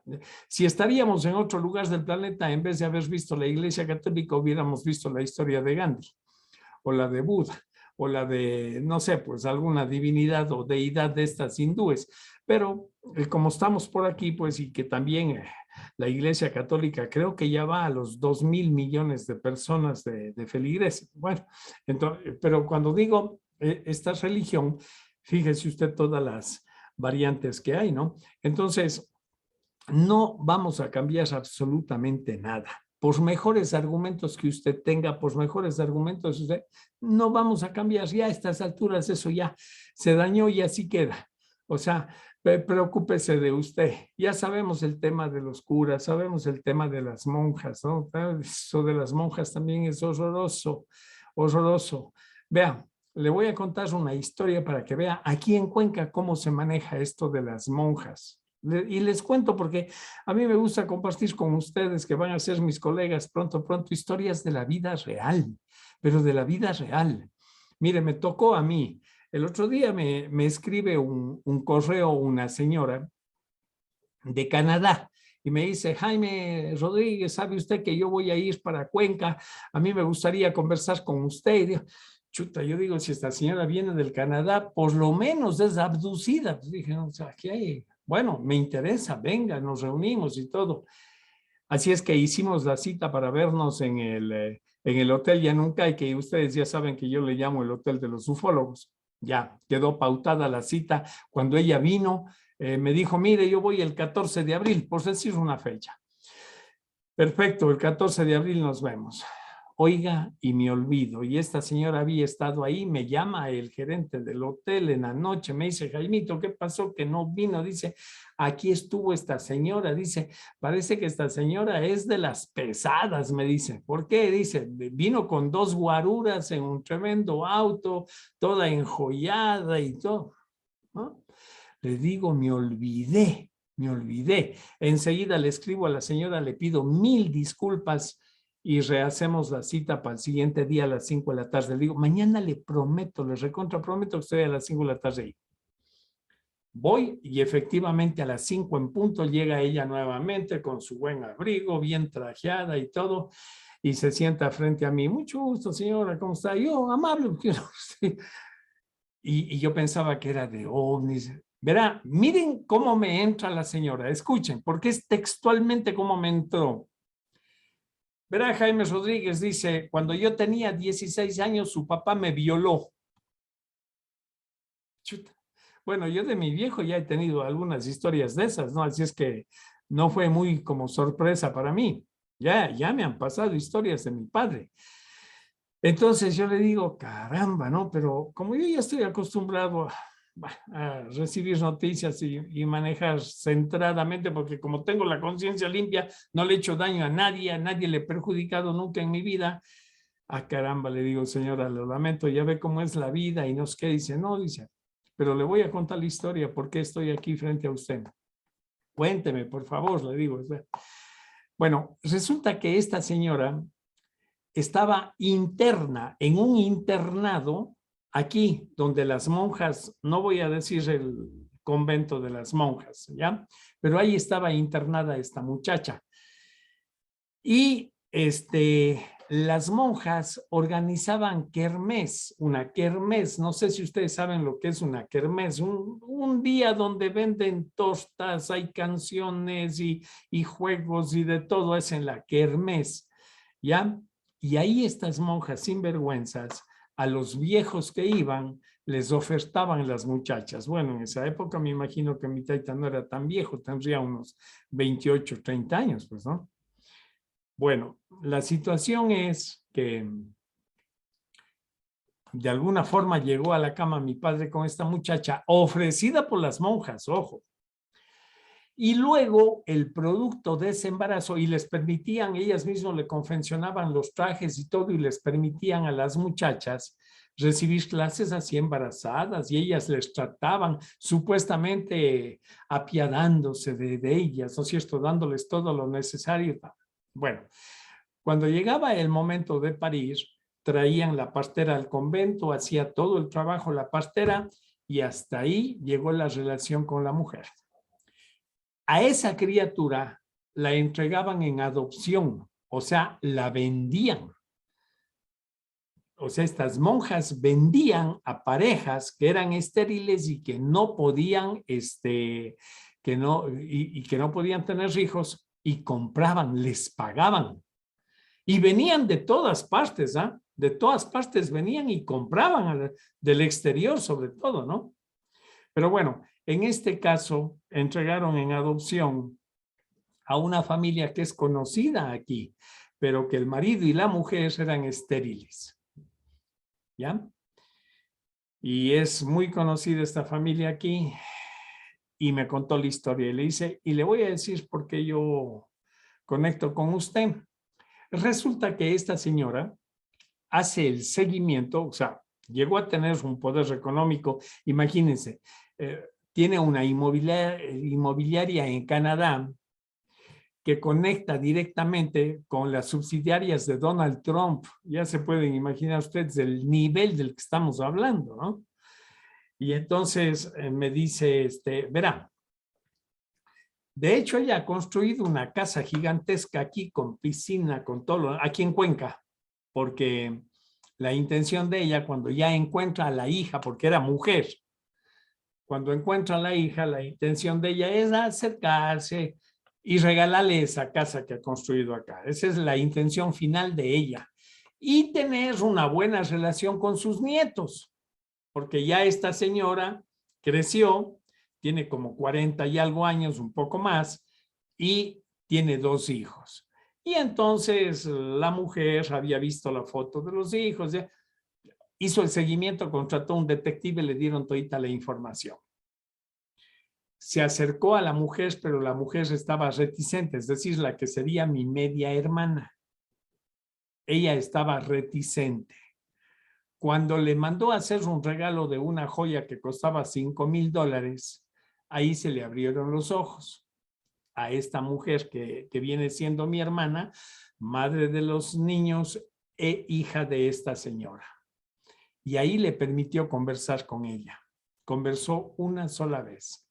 Y conversaron. Y ella le explicó la intención y ella le contó exactamente cómo era la historia.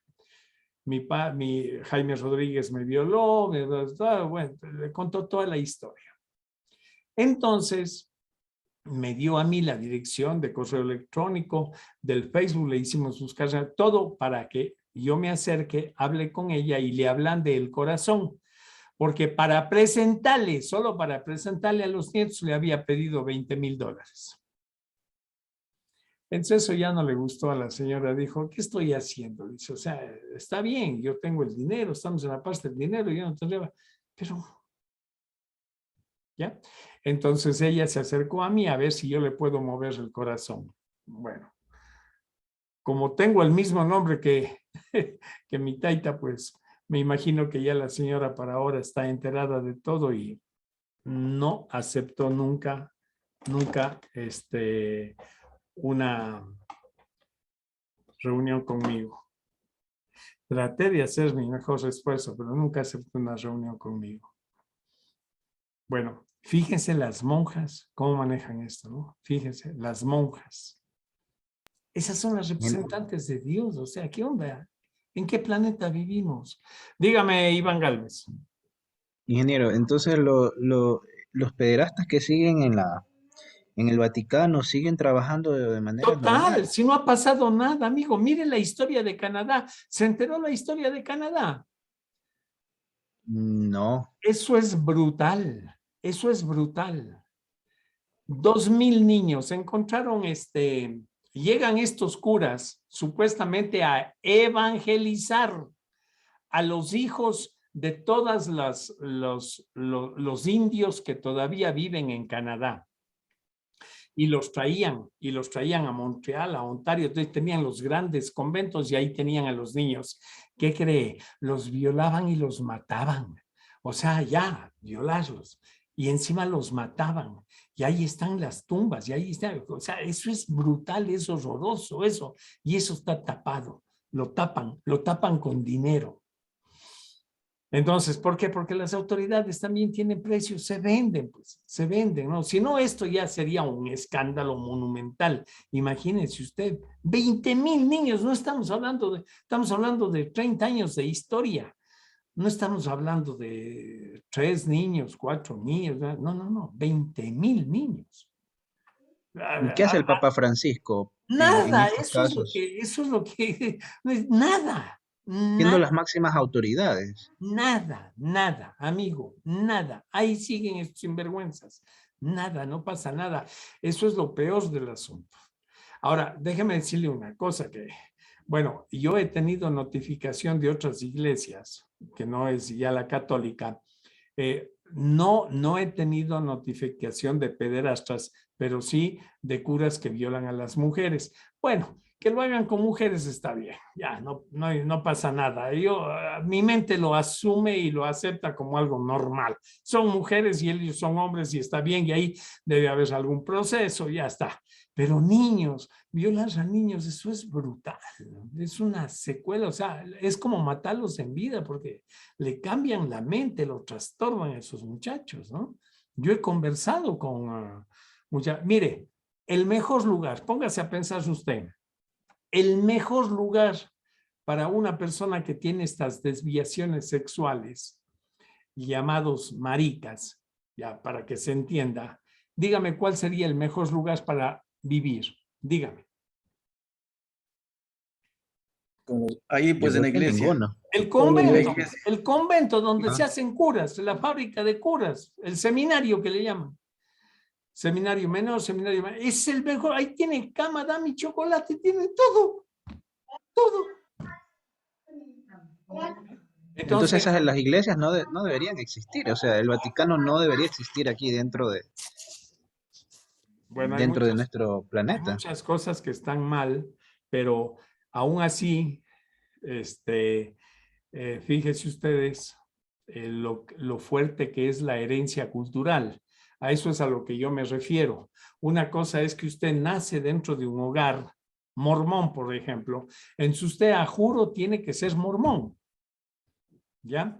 Pero si usted tiene un padre que los respeta, usted le da libertad de pensamiento a su hijo y cuando hablan de religión, usted le dice, bueno, escoge tú la religión. Pues no sé si les conté la historia, lo que pasó con un hijo mío, porque a mis hijos nunca les induje ninguna religión.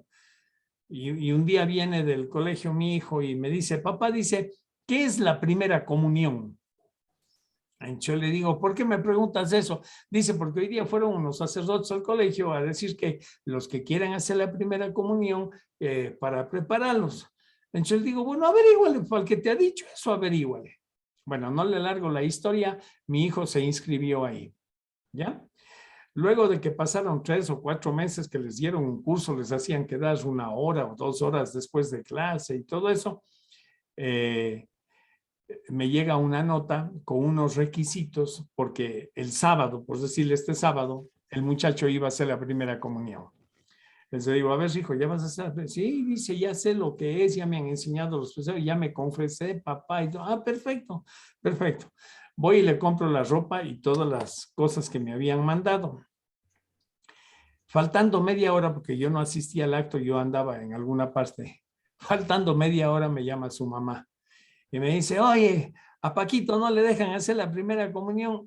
¿Por qué? Pues, dice, porque la camisa blanca que le has comprado no es manga larga. Digo, esto era en Guayaquil, estamos en la costa. Entonces era guantes, una vela que tenía un nombre de Romero, no sé qué, el pantalón azul marino, la camisa, todo le compré. Pero en la costa le compré camisa manga corta, o sea, ya, pero blanca camisa. Y no le iba a dejar hacer la primera comunión porque tenía la camisa manga corta. O sea, Dios es un absurdo. Pero se daba, pues, se estaba dando. ¿Ya? En estas ceremonias es necesario estar así en cualquier ceremonia. Por ejemplo, en la ceremonia que se va a realizar aquí el 2 de abril, tiene que estar elegantemente, pues me imagino yo, porque no puede ir de otra manera. A Dios le preocupará que la camisa sea manga corta o manga larga, digo, es un acto de fe, ¿no? Entonces, ahí salió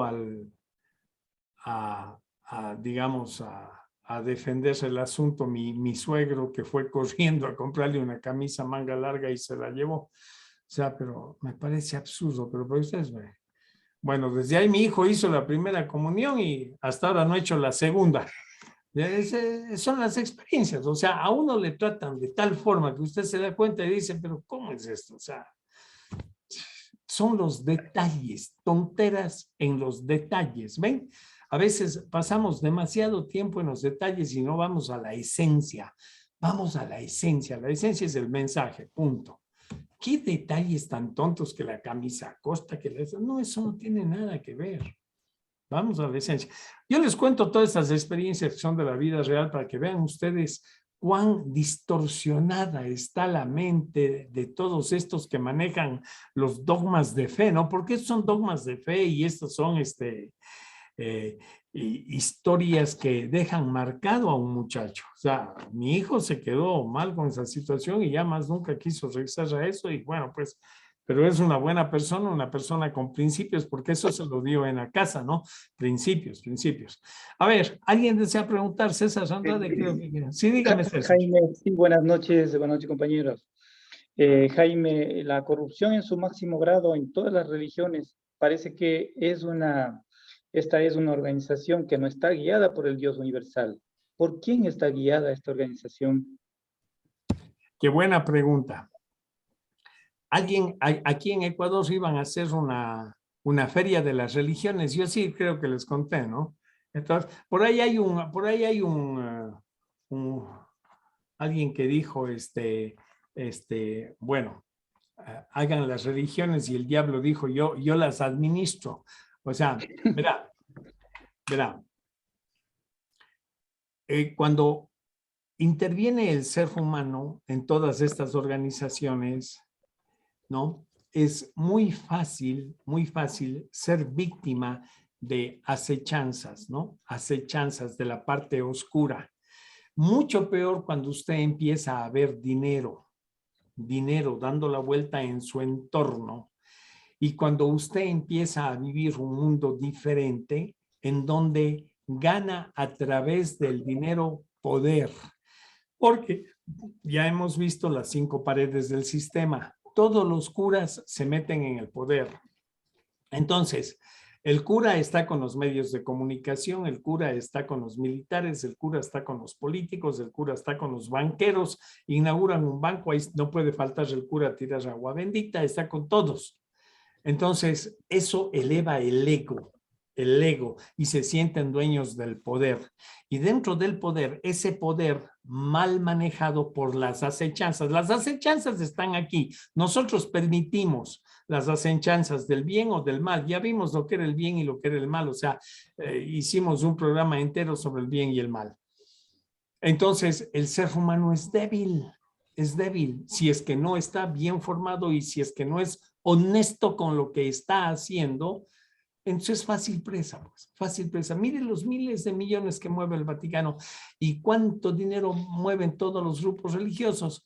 Entonces, el objetivo final de todo esto termina siendo el dinero, nada más. Y cuando el objetivo es el dinero, todo empieza a cambiar para mal, no para bien, para mal, cuando el objetivo es el dinero. Entonces, cada persona, pues, de acuerdo a su herencia cultural y a su forma de pensar, opta o por involucrarse en uno de estos grupos que a veces les da seguridad también, así funciona el ser humano, o darse cuenta de una realidad diferente, de una deidad universal, que es de lo que hemos hablado aquí y es de lo que les hablamos a ustedes en el 5º tomo del primer nivel. Acuérdense, en el primer nivel, manual 5, ahí les dimos el libro que se llama Israel, otra creación de los extraterrestres. Ahí está todo clarísimo. Y bueno, en los libros que les llegarán ahora también, en el material de apoyo, hay algo que les va a servir. Ingeniero, Entonces, sí. perdón. Sí. Entonces estos mercaderes de la fe, que si se les puede llamar así. Sí, yo les llamo así. Tienen un concepto entonces totalmente errado de lo que es Dios. Es que el objetivo no es Dios, el objetivo es el dinero y otras cosas que ganan a través del poder. El objetivo no es Dios, no es... ¿Usted ha escuchado a algún cura hablando de espiritualidad, explicándole a usted como una relajación, bueno, si hay uno, ya murió en Guayaquil, el cura Dávila, ¿no? Es extraordinario cura. ¿Ya? Y él le hablaba de los extraterrestres, y él le hablaba de todo, perfecto. Y él ponía a meditar a muchas personas, pero él seguía corrientes orientales, ¿no? Si ustedes quieren leer a un buen cura o ver lo que dice un buen cura, que es de los que yo conocí, ¿no? O sea, un buen cura, que es de la Iglesia Católica, pero es hindú. Se llama Anthony de Melo. Revísenle por donde sea y vean los tremendos discursos que se mandaba. Yo no sé cómo no le votaron a él.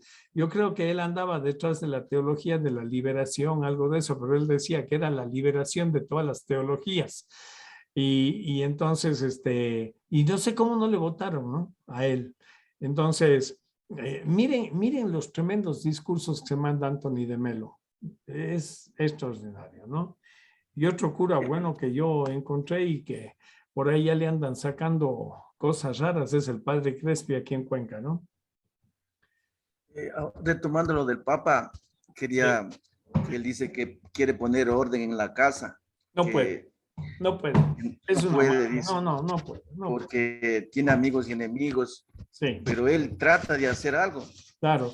Ratzinger trató también y dijo, no puedo con esto, y abdicó. Y ahí es que dijo, no, renuncio al papado, y bueno, por ahí anda, le llaman el papa emérito, le llaman. No puede. Este señor acepta todo porque a él le es indiferente el tema del dinero. Entonces eso está en manos ahí de la Banca Nacional y de Labor o qué sé yo, y ellos son los que se encargan y se frotan las manos porque dice, este cura no se va a meter con nosotros, démosle. Y en eso. En el caso, él sería el presidente o el principal de ahí, de esa... Sí, pero no tiene poder para cambiar. Estamos hablando de mafias, amigos. Estamos hablando de poder de verdad. Vea, le voy a... con algo para que vea lo que es el poder. Mire, yo les voy a contar algo, pero esto investiguen ustedes, no me crean, y con esto voy a terminar porque no es materia de nosotros, pero estamos viviendo esto. Vea, todo el problema que hay ahora aquí entre Rusia y Ucrania es porque se metió un grupo nazi hace más de 12 años ahí, ¿ya? El grupo se llama Azov con Z, Azov, ¿ya? Los Azov han sido preparados por la OTAN. ¿Para qué? Para destruir a Rusia. ¿Ya? Nazis, neonazis, ¿ya?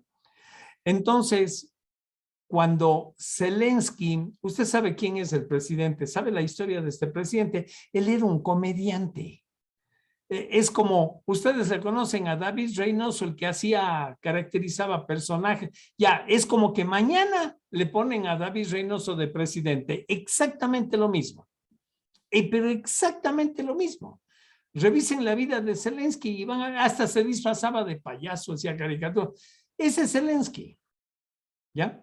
Entonces, cuando gana la presidencia Zelensky, dice, yo soy un hombre de paz. Y se da cuenta de que ahí en esta zona donde nació el problema hace más de 8 años, que es el Donbass, que se llama el Donbass, que ubica ahora a 2 países, que es Donetsk y Lugansk, ¿no?